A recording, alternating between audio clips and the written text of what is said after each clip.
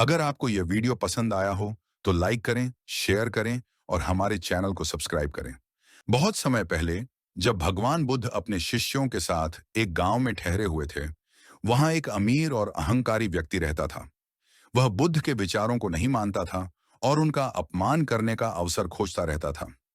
वह सोचता था कि केवल धन और शक्ति से ही व्यक्ति को सम्मान प्राप्त होता है। एक दिन वह व्यक्ति भगवान बुद्ध के पास आया और उन्हें अपशब्द कहने लगा। उसने क्रोधित होकर कहा, तुम केवल कुछ शब्दों के माध्यम से लोगों को मूर्ख बना रहे हो। असली शक्ति तो धन और अधिकार में होती है। बुद्ध मुस्कुराए और शांत स्वर में बोले, प्रिय भाई, यदि कोई तुम्हें कोई उपहार दे और तुम उसे स्वीकार न करो, तो वह उपहार किसका रहेगा? स्वाभाविक रूप से देने वाले का, उस व्यक्ति ने उत्तर दिया।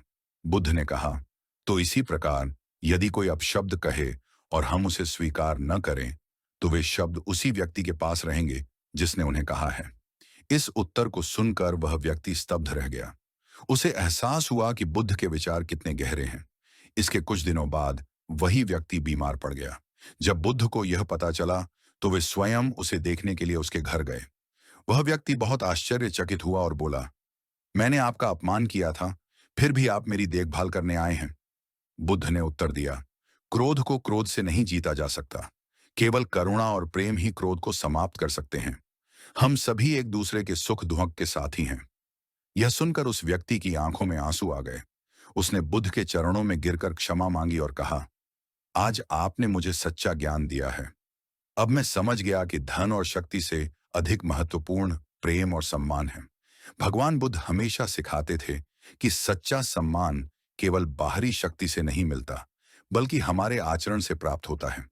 एक बार उनके शिष्य आनंद ने उनसे पूछा, भगवान, हम कैसे सुनिश्चित करें कि हम सबका सम्मान करें और खुद भी सम्मानित हों?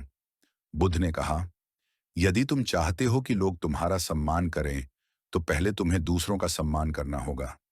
जैसे सूर्य बिना भेदभाव के सभी को रोशनी देता है, वैसे ही हमें भी सभी के प्रति आदर और प्रेम रखना चाहिए। बुद्ध की यह बात सुनकर सभी शिष्य नतमस्तक हो गए। उन्होंने समझ लिया कि वास्तविक सम्मान बाहरी दिखावे में नहीं, बल्कि आत्मा की पवित्रता में है। भगवान बुद्ध की यह कथा हमें यह सिखाती है कि हमें कभी भी अहंकार नहीं करना चाहिए। सम्मान और प्रेम से ही जीवन को सार्थक बनाया जा सकता है। अपमान का उत्तर अपमान से नहीं, बल्कि करुणा और धैर्य से देना चाहिए। यदि हम अपने जीवन में बुद्ध के इन विचारों को अपनाएं, तो न केवल हमारा जीवन सुखी होगा, बल्कि समाज भी प्रेम और सद्भाव से भर जाएगा। बुद्धम शरणम गच्छामि, फ्लावर।